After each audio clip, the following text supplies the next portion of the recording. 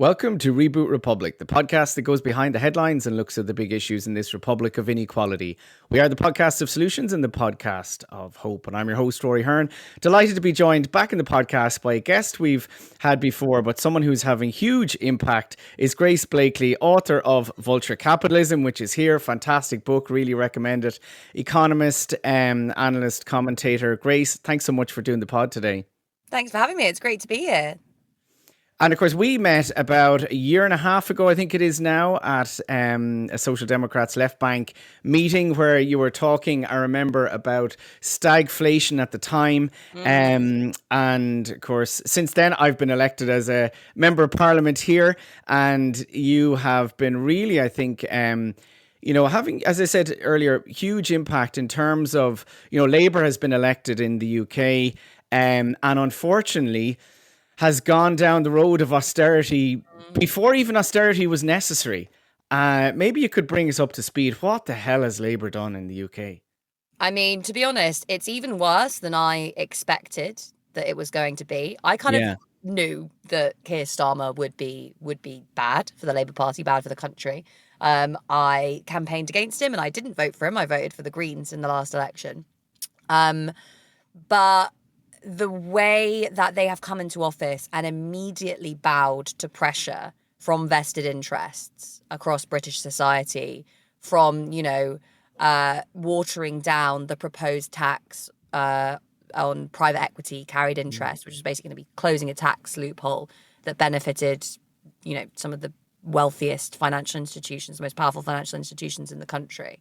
They watered that down under pressure from private equity, through to watering down a lot of tax proposals, just completely failing to really take into account all of the pressure that there is and there has been for a wealth tax, and then introducing cuts to social security, and just, utterly failing to meet the scale of the crisis that we face here in the UK when it comes to our public services, when it comes to the nature of our economy, and instead just focusing on growth, as they say. It's just been a complete and utter disaster. And a lot of it has just come down to the extremely powerful vested interests that have been able to have the ear of Rachel Reeves and of Keir Starmer and tell them, no, you can't do this because it will spook financial markets, or you can't do that because, it will hurt businesses' interests. And, this is what I talk about a lot, which is that we can't really expect political parties to pay attention to the interests of ordinary people if the voices of ordinary people aren't being represented in the halls of power. And that's the problem that we face today, which is that Labour has shut out unions, it's shut out, mass political movements. It's really shed members from the Labour Party, which has just meant that it has put itself in a position of being able to ignore the interests and preferences of the vast majority of people and instead just focus on pleasing its wealthy backers and allies within the city. And that's led to a situation now where it's incredibly unpopular. The Labour Party's popularity has slipped dramatically since it being elected. And now a lot of that support is actually going to reform, which is extremely worrying. And that's it. And it seems so, of course, disappointing, frustrating, but illogical as well that, they were elected with a very significant mandate. They had political capital, so to speak. You would think they would use some of it to get some progressive change, be it around housing, be it some levels of public services. Is there any positives that they've done at all? Or is it just completely, as you say, they appear to have completely capitulated to, the financial interests, and it just seems that they didn't need to either, that they could have pushed back a bit. And that's kind of like, it's not that they had no option in terms of what they were doing. I will say that they have promised a good amount more money for the NHS. It's not enough to deal with the scale of the problem. And there's still a lot of work to be done in fixing particularly social care and related services. But there was some more money for the NHS. It would be remiss not to point that out. And of course, that is the cornerstone of Labour's popularity in a lot of ways. It's pledges to kind of defend the NHS, which is in a real crisis situation here in the UK. And there was also the removal of the VAT exemption for private schools, which I think was a positive move. But, that initial spending increase that we saw, which was very kind of front loaded, has now been accompanied by £5 billion worth of cuts to social security. Rachel Reeves and Keir Starmer have pushed this narrative that there are a lot of kind of lazy benefit scroungers who just can't be bothered to work and are claiming mental ill health to get off sick. And there is this huge problem in the UK of a large number, particularly of young people, who are not working because of long-term mental health issues. But the problem is that they aren't able to get good jobs. The jobs that they can get might be, for example, working in an Amazon warehouse. Doing that all day gives you mental and physical health problems. So they end up not being able to work. They never expect to be able to own a house or, really have the lives that were promised to them and their parents. So that creates this crisis of confidence, of despair, basically, and plunges people into severe mental health issues. So these are social problems that are driving people out of the labour market, which are basically around do I have hope for a better future? No. And this is particularly prominent, I think, among young men without a university education.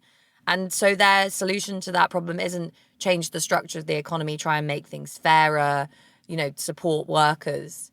It is punish people, basically. And it's only going to make things worse.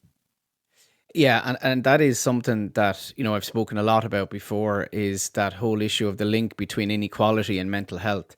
Yeah. And, there was a very significant report, of course, didn't get much coverage by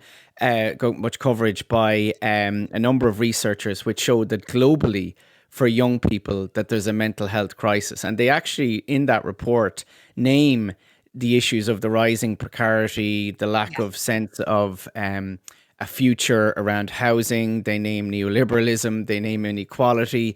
And it's actually something that it's incredible to see and hear. And the blaming, it's Margaret Thatcher's language. It's that language of the benefits grounders that been dragged back up again. And rather than looking at the structures of the economy and what is the nature of the economy now that is creating such levels of mental ill health and despair, particularly amongst young people. And I'd be interested to get kind of your views and around housing in particular, because here in Ireland, we're seeing a generation who are stuck in their childhood bedroom, not seeing a way out of terms of getting a home, record levels of homelessness, and many young people emigrating, leaving the country, going to Australia. That sense of despair that's there. In terms of that, you're seeing that in the UK similarly. Oh, absolutely. That issue of young people in particular being unable to move out of their parental home and purchase their own homes. The issue is obviously one just of affordability, point blank, but it's also something deeper, which is a lot of young people have realized that no matter how hard they work, they will not get the rewards from that work. So it doesn't make sense. Going out to work in a low paid, precarious job is hard. It's difficult. It's challenging. It is, degrading in a lot of ways. So young people will respond to that kind of threat by often retreating into themselves, because our economy offers them nothing. It offers them no hope. And this is particularly the case for young men without university education who are offered very little in terms of employment opportunities, who are often unable to afford to live by their own. They're living with their parents. They feel like a sense of worthlessness because we live in societies as well that are patriarchal. So they say, to be a real man, you have to be able to provide, you have to be able to be kind of strong, wealthy, effective, etc. And we aren't providing routes for men to feel like they have that capability in society. So they end up being dragged into these, rabbit holes of far right extremism, basically, where people like Andrew Tate say the reason that you feel powerless is because women have too much control over, the economy, and feminism has gone too far and that sort of thing. And it all comes back to this issue of basically feeling powerless and not feeling able to pursue a path that gives you a sense of agency and control. Now, that's a crisis of young men that's happening, but it's also happening among women, right? Yeah. So it looks differently for working class women who are trapped in low paid work, because often they're trapped in low paid work and they're also trapped in relationships that they can't get out of. And often that comes with abuse, with emotional or potentially physical abuse. They have kids, but they can't leave because they don't earn enough money. And so they're kind of trapped in that situation as well. So the gender divide there is, I think, very interesting in terms of how this crisis is playing out. But it is a crisis that is basically affecting working class people in low paid employment, in precarious work all over the country. And I think actually the world. Yeah.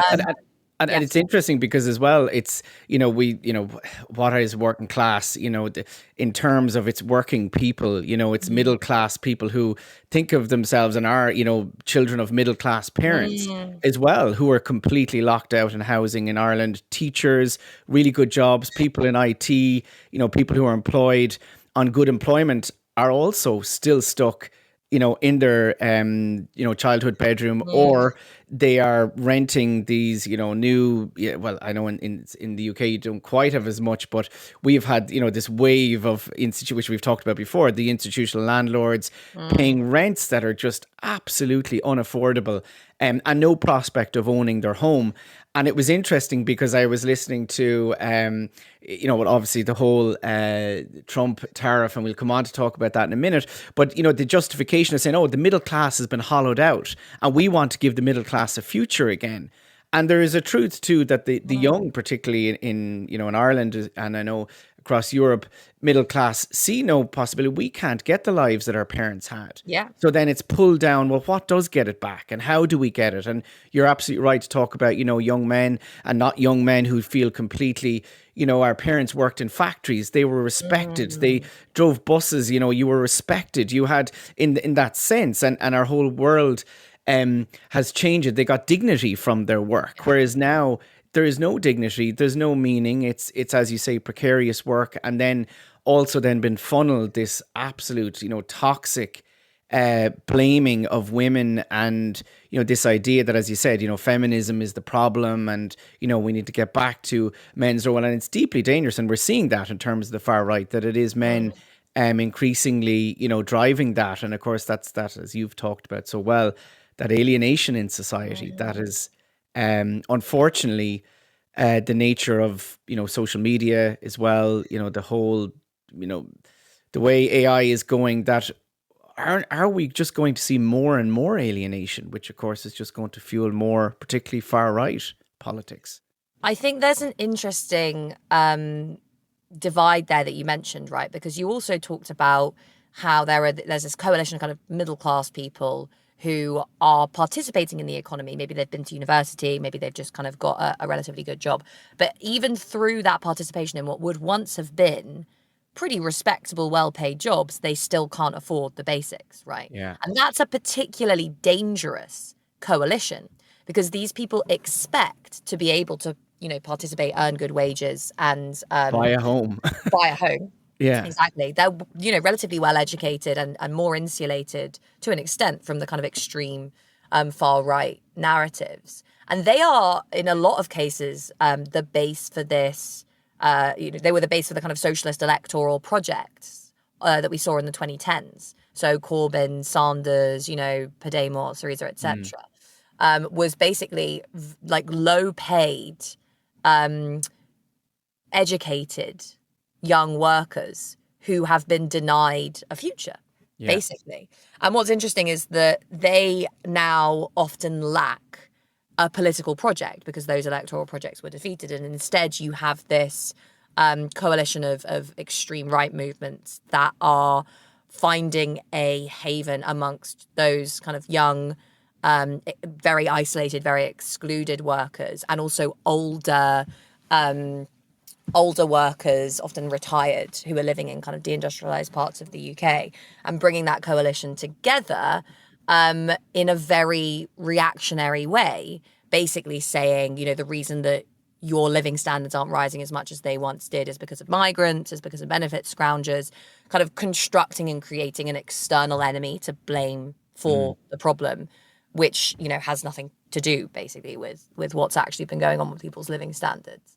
And I think the real issue there is that historically, when workers have been in this situation, when, ordinary people have been in the situation of living through crises, not being able to afford to put food on the table, not being able to afford to pay their rent, pay their energy bills, they have been part of wider social groups, of communities, of unions often, and they've been able to come together with those around them to basically resist those changes and to say we demand higher wages, or to build political movements that fight back against regressive government policies.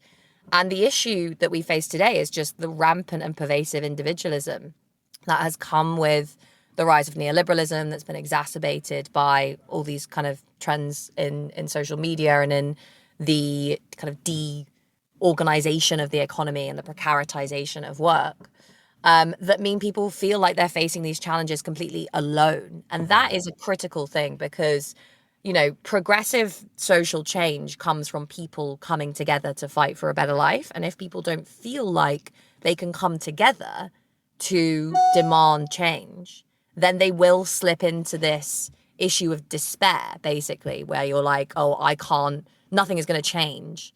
And I don't feel like I have the agency to really change anything about my life.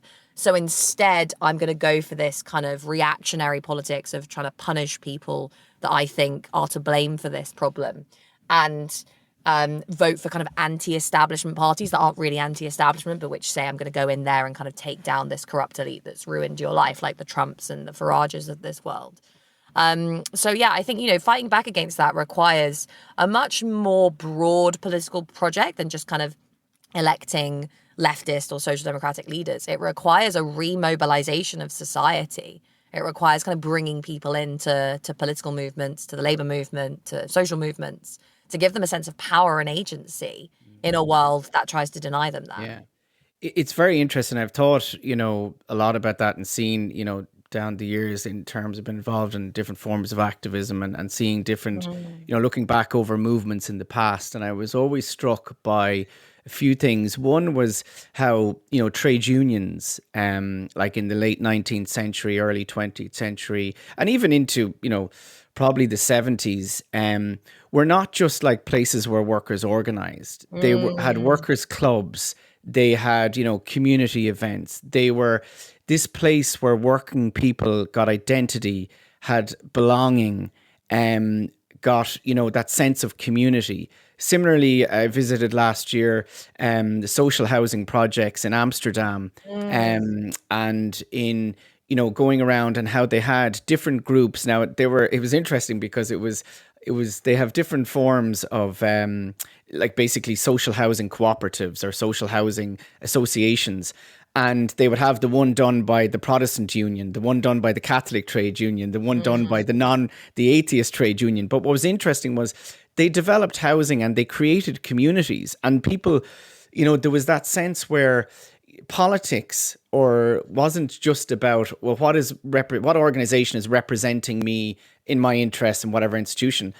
Politics and organization was your life. It was a daily thing that you were part of. So I think it's also some way that we need to reconstruct kind of spaces in communities where people are part of these organizations, movements, and they actually provide real solutions to people, whether that's, cooperative housing, it's community supports, it's actually social events, it's sports events. That there is that other side of us that I think the left failed to see, which is the necessity for identity, belonging, community that has to be within politics as well and our forms of organizing.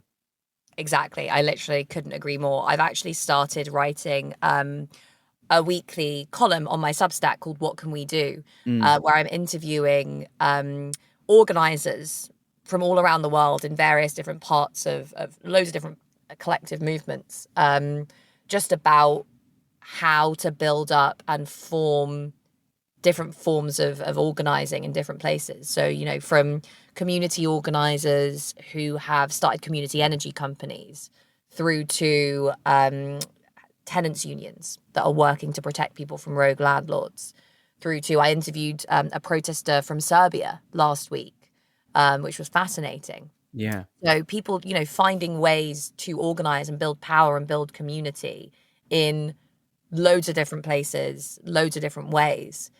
It's just fascinating talking to those people, because you see not only do they get this sense of, okay, right, we are, building a community asset that we can then use and that will make our lives better. They also get this powerful sense of belonging and purpose, as you were saying, which really helps to fight back against this isolation and division that individualism gives rise to, and that makes us feel powerless to be able to change the course of our own lives. So like building that collective power is, I think, the real problem for the left, and the thing that we should be focusing on. Yeah. No, and I heard you talking about that very recently as well, that idea of, creating the spaces, be they social enterprises, community enterprises right now. And I was struck by that, and it did kind of, that idea of it, the left cannot just be about protesting and about institutions getting into power. It also has to be about constructing the society that we want to see right now, and how we can do that. And that is kind of where the seeds as well of, I think what you were saying, about the seeds of whatever future society that is fairer, more equal, better we can get to. We can't wait for that. We have to try now to construct it. And that's very hard. And it's also very time consuming, and it's different work than just campaigning or protesting or going for elections. Exactly. Yeah. And we don't, we do have so much of this already going on. When I speak to all of these people, I'm always just like shocked at the scale and extent of collective organizing that's taking place right under our nose. The issue is that we don't have that many ways to kind of link up those movements so they can learn from each other. And also, I think the biggest thing is finding ways to kind of reach out to people who feel disengaged and who maybe don't see a way into these kinds of movements, to bring them in and just give them a route into some form of organizing. And that's kind of why I write these pieces, basically, to say, if you do feel hopeless, there is going to be something taking place near you that you can get involved in that will give you a sense of, not just like give you a sense of agency and belonging, but also allow you to realize that you're not on your own. There are so many other people who believe that this system is fundamentally broken. I don't know that many people on left or right who would say that the system that we have now works, right? Yeah, absolutely. So most people they're not obeying because they think that things are okay. They just don't see a way to resist. Yeah. And when you give people that opportunity, they will take it and, build these incredible movements that pose a real threat. Absolutely. And I think, when there is, you feel despairing at times, and, I know there is so much sense of powerlessness and, that we can't change things, and you look at what's going on. And then, for example, in Ireland, there's been an incredible Palestine solidarity movement, like action by people, just amazing stuff been done, by people across the country in their own different ways, involved in politics and not, but a lot of just grassroots activism, people feeling so strongly, from students to Mothers Against Genocide to, the Ireland Palestine campaign, and just been incredible. And it has really shifted the Irish government, not where we need it to be, but it has shifted it beyond what it was its original position. And I think, that is no doubt down to that. And while, genocide is still ongoing, these are actions that we know the people in Palestine see, and it feels an impact. Similarly, I was at a protest the other day by parents of additional needs, and, they were, there's a movement, organizing around supports around school places and not accessing these basic services and school places. And some of the parents telling me on the protest, they did feel so isolated, and they're literally breaking down at the protest, going, we can't go on anymore, we can't continue, and speaking. But you see them coming together at least gives them that sense that they're not alone. And that is something that, again, we don't often think much about protest, that we often don't get what we're really pushing for, but in that bringing together, you're achieving creating solidarity and And that is, of course, ultimately the strength that can change things. But that's so important in terms of what we need to do to get on to. And I know lots of our listeners really want to hear your views on the tariffs and Trump. Where are we at now, and where do you see things going? So I think there's a kind of a narrative that's emerging that basically Trump is a maniac and he has no plan and he's just crashing the economy because he doesn't know what he's doing. And I would say that there is a group that surrounds Trump that has a very clear strategy for using tariffs to try to undermine America's competitors, to try and basically boost the profits of certain sections of American capital, and to augment the kind of global hegemonic power of the United States.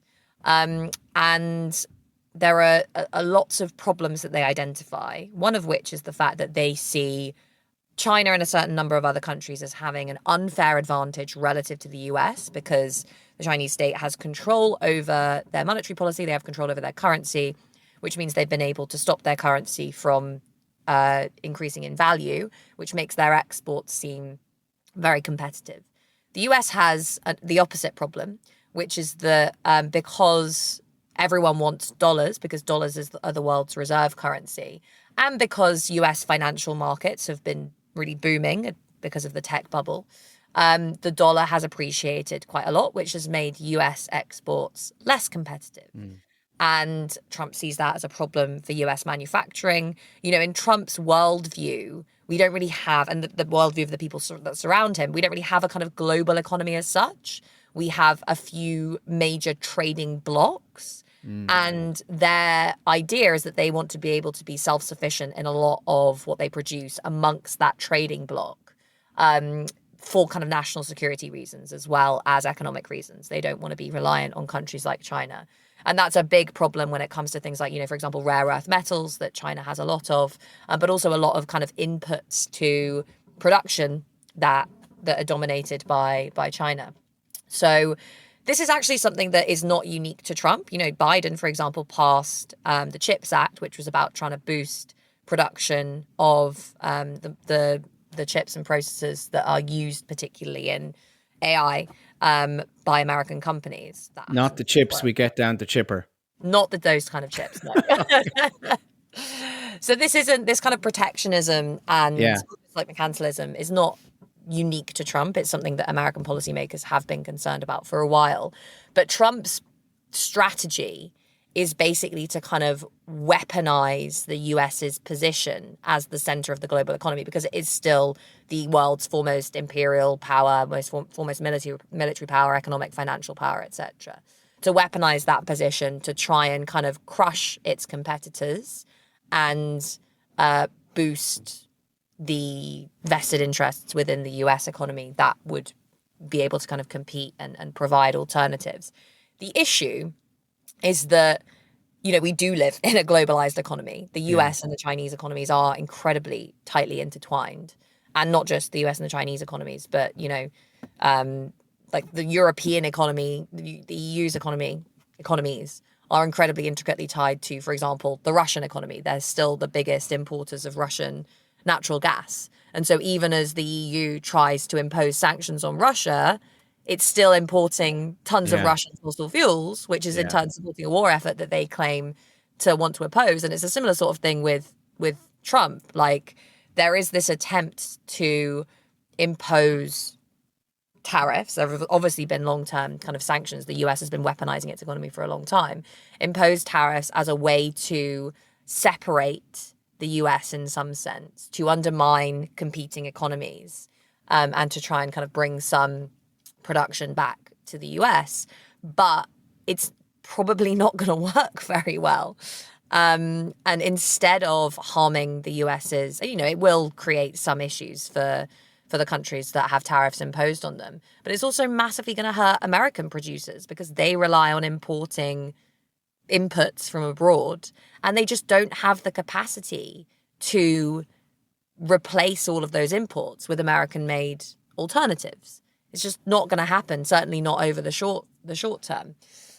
So, you can see the vision. I don't want to say it's irrational, but it's not going to work because the kind of transformation that Trump and his allies would potentially be envisioning, which is away from this kind of globalized economy towards this like economy of competing blocks, would require, even more state support to businesses. It would require a kind of industrial strategy of the kind that the US hasn't had in a very long time. The US has had a kind of chaotic ad hoc industrial strategy of, we'll save the banks and we'll give some money to arms manufacturers, but nothing coherent.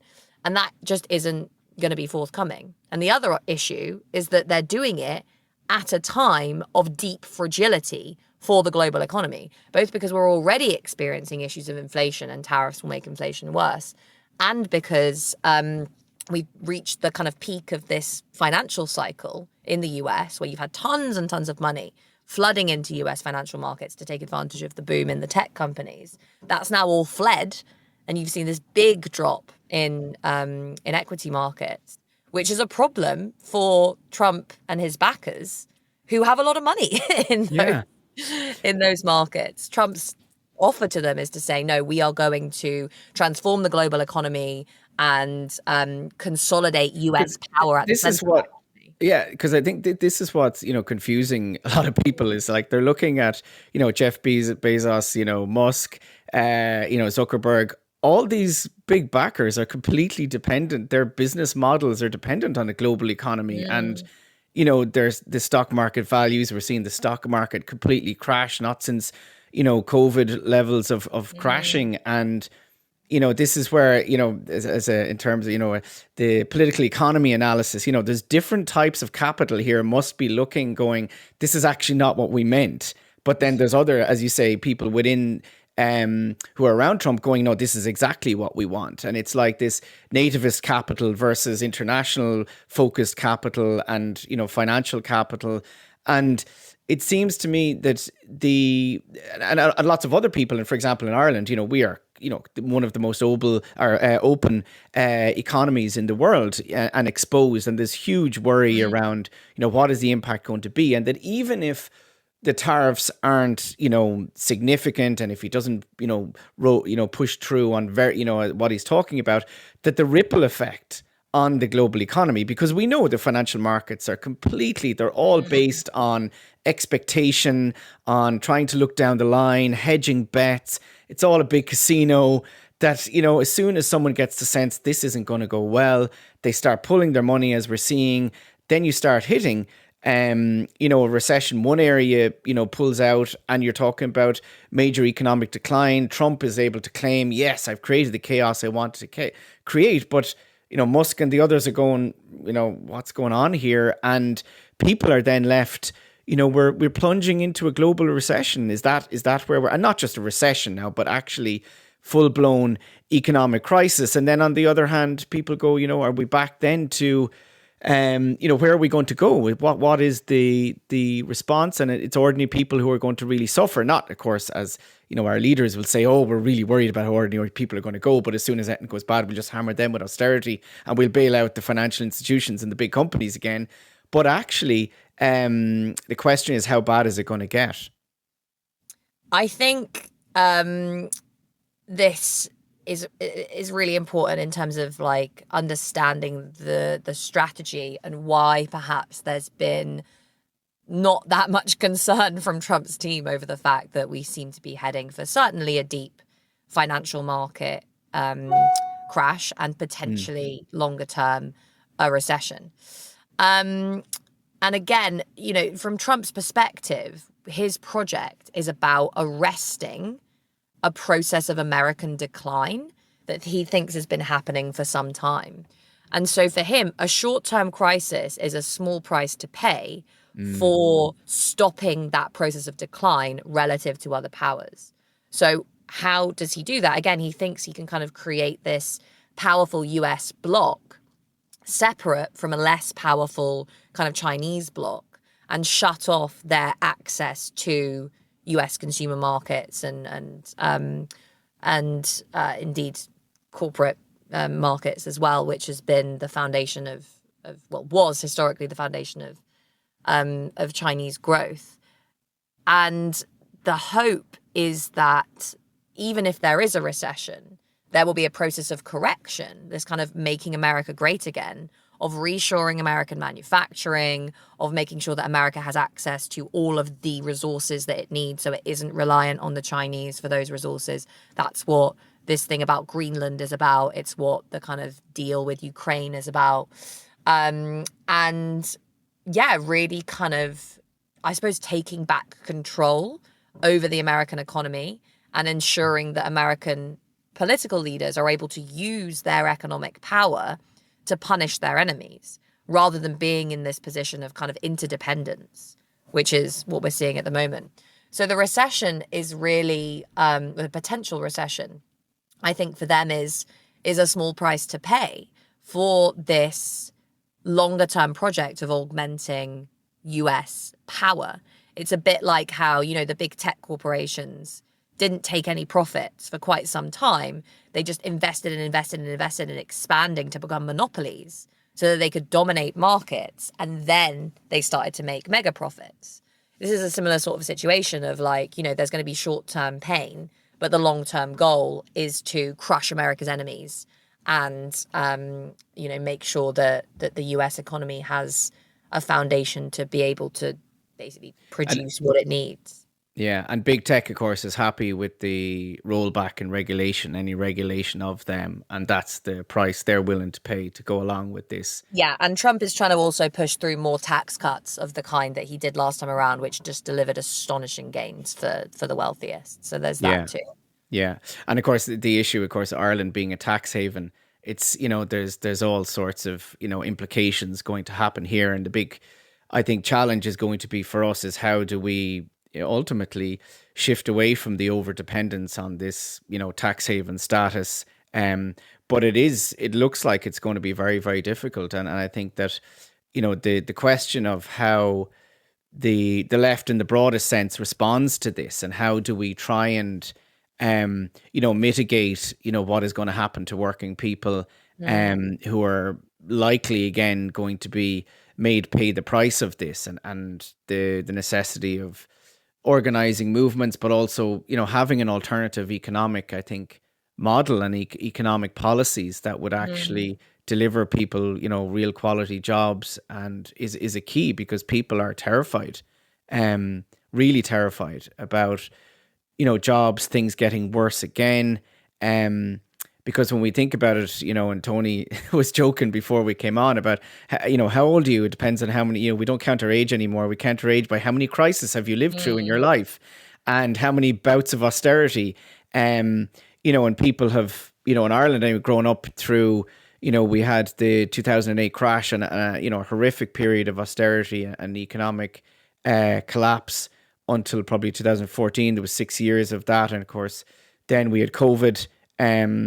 Literally 4 or 5 years later, and now we're facing this. And the question is, of course, when we look at what happened, post the 1980s, that was when this kind of neoliberal financialized capitalism, type of economic model was, born through the crushing of unions and workers and the idea of unleashing kind of capital globally. And this was the ideal of neoliberals, remove the state, reduce the state, and then, of course, as we went along, use the state for basically kind of private corporate interests, as you write very clearly in your book. And the question is now, are we in a post-neoliberal world? Are we now entering a new phase of global capitalism that is going to be defined quite differently? And what is we had the Hayeks and others who were behind that kind of neoliberal, the Mont Pelerin group, who is the group that's shaping and what do they want in terms of global capitalism now? Or is there a vision, or are we retrenching back to national state capitals, of course, and national state capitalisms, which of course we know has the echoes and pushing us towards back to the 1930s, but we're not in the 1930s. We have AI now and social media. And what does that mean? What's your thoughts on that? Yeah. So, I think with the whole argument about, is this the end of neoliberalism? Yes and no. Yes, at the level of rhetoric and ideology, because the whole argument for free markets and, deregulation and that sort of thing, it's all very much over. Nobody really believes that we live in free market systems at all anymore. Instead, we have this, push for a strong and powerful state with control over the economy from the right. And in that sense, it is a departure from the rhetoric of neoliberalism. But the reality of neoliberalism was never in line with the rhetoric. We always had, as I wrote in Vulture Capitalism, these big, strong, powerful states that intervened to crush unions, that bailed out financial institutions, that spent a lot of money on corporate welfare and supporting vested interests. So, neoliberalism was really a elite-led project that was designed to crush worker power and boost the power of the ruling classes over everyone else. And in that sense, it's very much still here, in the sense that, I think, look at Europe, for example, like with the military Keynesianism and the desire to kind of have this rearmament project and lots of spending on the war economy. There's lots of people who are saying, well, this is a significant departure from neoliberalism. And it's like, well, okay, yes, maybe in terms of rhetoric, but not in terms of reality, because who's benefited from this? It's literally large European weapons manufacturers and powerful states that are going to use the threat of war to repress their populations. So the class interests that are going to benefit from this are the same class interests that benefited from neoliberalism. It's just a change in tactic. Yeah, and I think it's very kind of interesting when you look at, what we talked about neoliberalism and being this project, as I said, to use the state to basically outsource, for example, public services, privatize them. And the question now, the state being used again, as you say, in a different way by, this shift towards authoritarianism, the strong state to intervene. But again, as you said, it's the strong state actually to reduce taxes further on wealth, and, the oligarchs, and deregulate even further. And almost as well, it's to stop the state doing things that people wanted to do. So, for example, regulating social media or taxing wealth. And, what do you think? There's a big push, and, we're seeing around, for example, wealth taxes. And what are the things you think is a wealth tax a key thing? And why is that important as something that can kind of mobilize people and capture the imagination, try and push back? Yeah, a wealth tax would be a really significant win for campaigners that have been pushing for this for a very long time.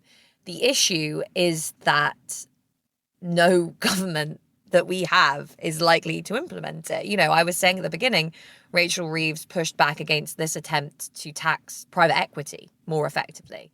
That was just like a very marginal thing that would have raised a good amount of revenue and, closed a really unfair loophole. But she couldn't even do that because these vested interests were so powerful and so well organized. So, I'm very much in favor of a wealth tax. The Green Party in the UK that I'll continue to vote for is also supportive of a wealth tax.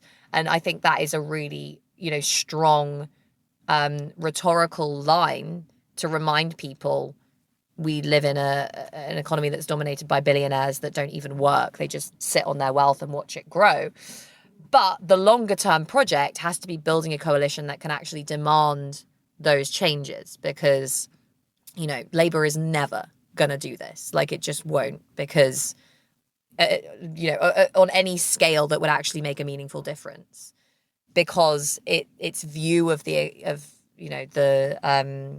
economy is basically, it's similar to the kind of Trumpian narrative of the British economy needs to be strong, it needs to be growing, and to do that, you have to make concessions to the people who control the resources, which is the kind of small number of powerful capitalists that own most of our economy, especially since we've sold off so many of those resources to the private sector.